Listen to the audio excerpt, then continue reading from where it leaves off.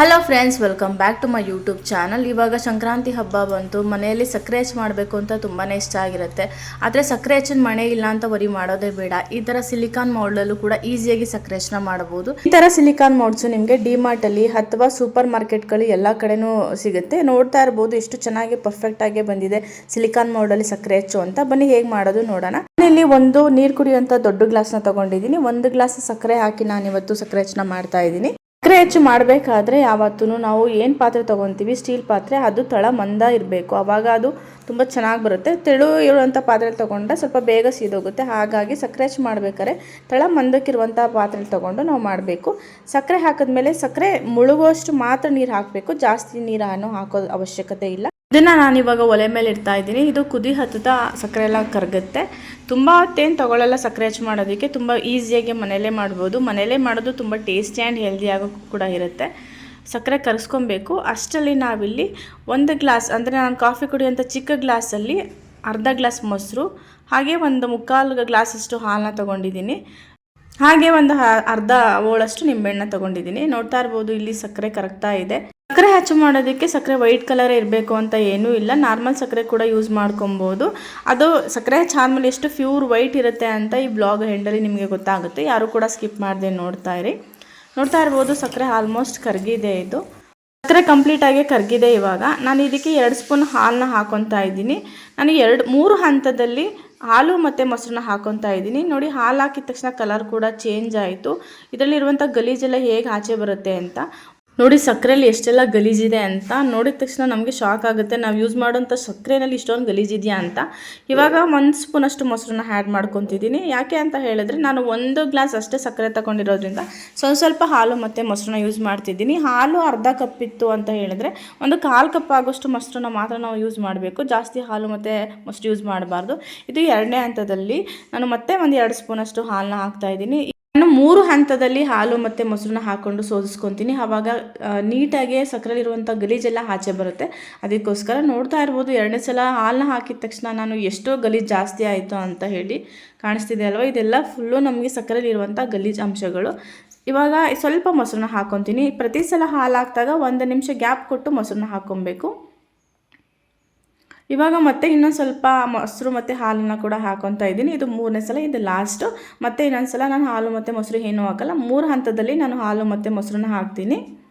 ಹಾಗೆ ಒಂದು 4 ರಿಂದ 5 ಡ್ರಾಪ್ ಅಷ್ಟು ಮಾತ್ರ ನಾನಿಲ್ಲಿ ಲೆಮನ್ನ ಹಾಕ್ತಾ ಇದ್ದೀನಿ. ಅದು ಸಕ್ಕರೆ ಹೆಚ್ಚು ತುಂಬ ಪ್ಯೂರ್ ಆಗಿ ಬರುತ್ತೆ. ಅದಕ್ಕೋಸ್ಕರ ನೋಡ್ತಾ ಇರ್ಬೋದು ನಾನು ಇನ್ನೊಂದು ದಪ್ಪ ತಳ ಇರುವಂಥ ಸ್ಟೀಲ್ ಪಾತ್ರೆ ತೊಗೊಂಡಿದ್ದೀನಿ. ಅದಕ್ಕೆ ಕಾಟನ್ ಕರ್ಚೀಫ್ನ ವೆಟ್ ಮಾಡಿ ಈ ಥರ ಹಾಕೊತಿದ್ದೀನಿ. ಯಾಕೆ ಅಂತ ಹೇಳಿದರೆ ಇದನ್ನು ಸೋಸ್ಕೊಳ್ಳೋದಕ್ಕೆ ಇದು ಕಂಪ್ಲೀಟಾಗಿ ಆಗಿದೆ. ಇವಾಗ ಸ್ಟವ್ ಆಫ್ ಮಾಡಿ ಇದನ್ನು ನಾನು ಸೋದಿಸ್ಕೋಬೇಕು. ಅದಕ್ಕೋಸ್ಕರ ಸಕ್ಕರೆ ಹೆಚ್ಚು ಮಾಡಬೇಕಾದ್ರೆ ಇದಂತೂ ತುಂಬ ಇಂಪಾರ್ಟೆಂಟ್ ಅಂತಲೇ ಹೇಳ್ಬೋದು.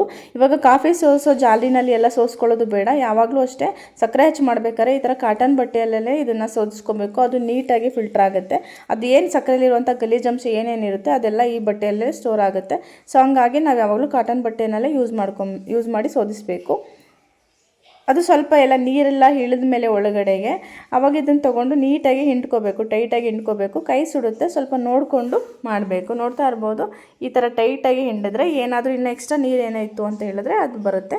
ನೋಡ್ತಾ ಇರ್ಬೋದು ನಾವು ಸೋಸ್ಕೊಂಡ್ಮೇಲೆ ಎಷ್ಟು ಗಲೀಜು ಬಂದಿದೆ ಅಂತ. ನೋಡಿ, ನಾವು ರೆಗ್ಯುಲರಾಗಿ ಯೂಸ್ ಮಾಡೋ ಸಕ್ಕರೆಯಲ್ಲಿ ಎಷ್ಟು ಗಲೀಜು ಅಂಶಗಳಿರುತ್ತೆ ಅಂತ. ನೋಡಿ, 1 ಗ್ಲಾಸ್ ಸಕ್ಕರೆಗೆ ಇಷ್ಟು ನೀರು ಬಂದಿದೆ ನನಗೆ. ಇದರಲ್ಲಿ ಎಷ್ಟೊಂದೆಲ್ಲ ನನಗೆ ಸಕ್ಕರೆ ಹೆಚ್ಚಾಗುತ್ತೆ ಅಂತ. ಹಾಗೆ ನಾನಿಲ್ಲಿ ಒಂದು ಸ್ಟವ್ ಮೇಲೆ ಮತ್ತೆ ಒಂದು ಸ್ಟೀಲ್ ಪಾತ್ರೆ ಇಟ್ಕೊಂಡಿದ್ದೀನಿ. ಈ ನೀರು ಸೋದಿಸ್ಕೊಂಡಿರ್ತೀವಲ್ಲ ಅದನ್ನು ಸ್ವಲ್ಪನೇ ಇಲ್ಲಿ ಹಾಕೊತಿದ್ದೀನಿ. ಯಾಕೆ ಸ್ವಲ್ಪ ಹಾಕೋತಿದ್ದೀನಿ ಅಂತ ಹೇಳಿದ್ರೆ ನನ್ನ ಹತ್ರ ಮೌಲ್ಡ್ ಎಷ್ಟಿರುತ್ತೆ, ಸಿಲಿಕಾನ್ ಮೌಲ್ಡ್ ಆಗಿರ್ಬೋದು ಅಥವಾ ಮರದ್ದು ಆಗಿರ್ಬೋದು, ನಮ್ಮ ಹತ್ರ ಎಷ್ಟು ಮೌಲ್ಡ್ ಇರುತ್ತೆ ಅದಕ್ಕೆ ಆಗುವಷ್ಟು ಮಾತ್ರ ನೀರನ್ನು ಇಲ್ಲಿ ಹಾಕೋಬೇಕು. ಅದಕ್ಕೋಸ್ಕರ ಸ್ವಲ್ಪನೇ ಹಾಕ್ಕೊಂಡು ಮಾಡ್ತಾಯಿದ್ದೀನಿ.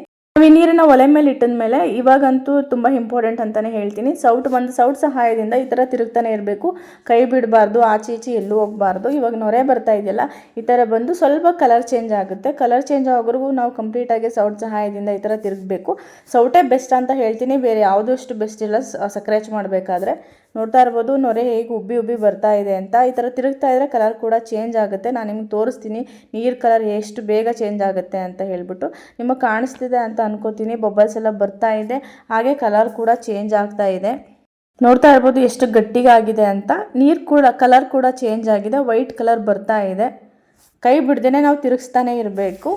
ಅಷ್ಟರಲ್ಲಿ ನಾವಿಲ್ಲಿ ಸಿಲಿಕಾನ್ ಮೌಲ್ಡ್ ಏನಿರುತ್ತೆ ನಮ್ಮ ಹತ್ರ ಅದನ್ನು ನೀರಲ್ಲಿ ಅಜ್ಜಿ ಈ ಥರ ಒಂದು ಕಡೆ ರೆಡಿ ಮಾಡಿ ಇಟ್ಕೊಬೇಕು. ನೀರಲ್ಲಿ ಅಜ್ಜಿ ಇಡೋದನ್ನು ಮರಿಬಾರ್ದು. ನೋಡಿ ಈ ಥರ ತಿರುಗ್ತಾ ಇರಬೇಕು. ಈ ಥರ ತಿರುಗೋ ಹಂತದಲ್ಲಿ ನಾವು ಕೈ ಬಿಡೋಂಗೆ ಇಲ್ಲ, ಕೈ ಬಿಟ್ಟರೆ ಸಕ್ಕರೆ ಕರೆಕ್ಟಾಗಿ ಬರೋದಿಲ್ಲ. ಈ ಥರ ತಿರುಗ್ತಾನೆ ಇರಬೇಕು.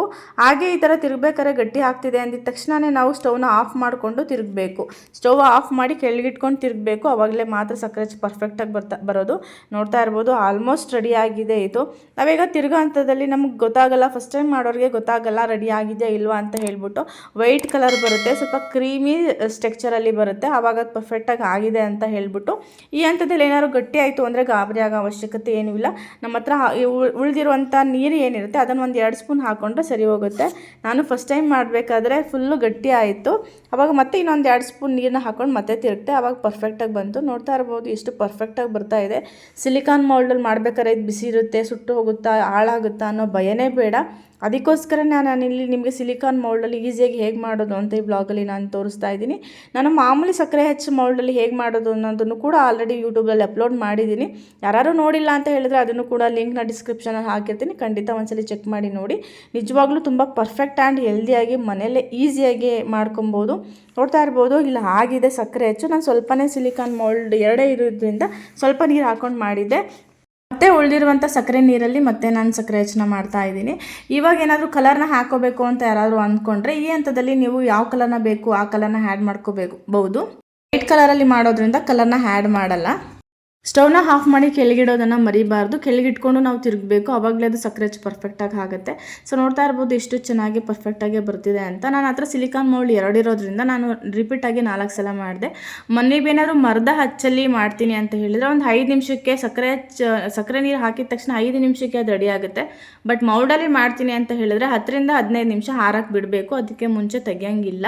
ನಾವು ತೆಗಿಯೋಕ್ಕೂ ಮುಂಚೆ ಸೆಟ್ ಆಗಿದೆಯಾ ಇಲ್ವಾ ಅಂತ ಹೇಳಿ ಚೆಕ್ ಮಾಡ್ಕೊಬೇಕು. ನೋಡ್ತಾ ಇರ್ಬೋದು ಅಂಟೆಲ್ಲ ಎಷ್ಟು ಈಸಿಯಾಗಿ ಬರ್ತಿದೆ ಅಂತ, ತುಂಬ ಪರ್ಫೆಕ್ಟಾಗಿ ಬರ್ತಿದೆ. ಇದು ಐಸ್ ಕ್ರೀಮ್ ಡಿಸೈನಲ್ಲಿದೆ, ನನ್ನ ಮಗಳು ತುಂಬಾ ಇಷ್ಟ. ಜ್ಯೂಸ್ ಎಲ್ಲ ಮಾಡಿ ಇದನ್ನು ಹಾಕಿ ಐಸ್ ಕ್ಯೂಬ್ ಥರ ಮಾಡಿ ಕೊಡೋಣ ಅಂತ ಹೇಳಿ ನಾನು ತೊಗೊಂಡಿದ್ದೆ. ಬಟ್ ಅದನ್ನು ಸಕ್ಕರೆ ಹೆಚ್ಚು ಕೂಡ ನಾವು ಮಾಡ್ಬೋದು ಅಂತ ಈ ಬ್ಲಾಗಲ್ಲಿ ನಿಮಗೆ ತೋರಿಸ್ಕೊಟ್ಟಿದ್ದೀನಿ. ನೋಡ್ತಾ ಇರ್ಬೋದು ಎಲ್ಲೂ ಅಂಟೆಲ್ಲ ಒಡೆದೋಗಲ್ಲ. ಪರ್ಫೆಕ್ಟಾಗಿ ಸಿಲಿಕಾನ್ ಮೌಲ್ಡ್ ಯೂಸ್ ಮಾಡಿಕೊಂಡು ನಾವು ಸಕ್ಕರೆ ಹೆಚ್ಚು ಮಾಡೋದು ಅನ್ನೋದನ್ನು ಈ ಬ್ಲಾಗಲ್ಲಿ ನಿಮಗೆ ತೋರಿಸ್ಕೊಟ್ಟಿದ್ದೀನಿ. ಯಾರಿಗೆಲ್ಲ ಈ ಬ್ಲಾಗ್ ಇಷ್ಟ ಆಯಿತು ಅವರು ಪ್ಲೀಸ್ ಲೈಕ್ ಶೇರ್ ಕಮೆಂಟ್ ಮಾಡೋದನ್ನು ಮರಿಬೇಡಿ. ಹಾಗೆ ಯಾರಾದರೂ ಹೊಸಬ್ರು ನನ್ನ ಚಾನಲ್ನ ನೋಡ್ತಿದ್ರೆ ಅವರು ಕೂಡ ಸಬ್ಸ್ಕ್ರೈಬ್ ಆಗೋದನ್ನು ಮರಿಬೇಡಿ. ಇವತ್ತಿನ ಬ್ಲಾಗ್ನ ಇಲ್ಲಿಗೆ ಎಂಡ್ ಮಾಡ್ತಿದ್ದೀನಿ. ಯಾರು ಕೂಡ ಇನ್ನೂ ಸಕ್ಕರೆ ಹೆಚ್ಚನ ಟ್ರೈ ಮಾಡಿಲ್ಲ ಅಂದರೆ ಖಂಡಿತ ಒಂದ್ಸಲ ಟ್ರೈ ಮಾಡಿದ್ರೆ ಕಮೆಂಟ್ ಮಾಡಿ ಹೇಳಿ ಹೇಗೆ ಬಂತು ಅಂತ, ಅವಾಗ ನನಗೂ ತುಂಬ ಖುಷಿ ಆಗುತ್ತೆ. ಹಾಗೆ ಇವತ್ತಿನ ಬ್ಲಾಗ್ನ ಇಲ್ಲಿಗೆ ಎಂಡ್ ಮಾಡ್ತಿದ್ದೀನಿ. ಯಾರೆಲ್ಲ ನನ್ನ ಬ್ಲಾಗ್ನ ನೋಡ್ತಿದ್ದೀರಾ ಅವರು ಪ್ಲೀಸ್ ಲೈಕ್ ಶೇರ್ ಕಮೆಂಟ್ ಮಾಡೋದನ್ನು ಮರಿಬೇಡಿ. ಎಲ್ಲರಿಗೂ ಹ್ಯಾಪಿ ಸಂಕ್ರಾಂತಿ.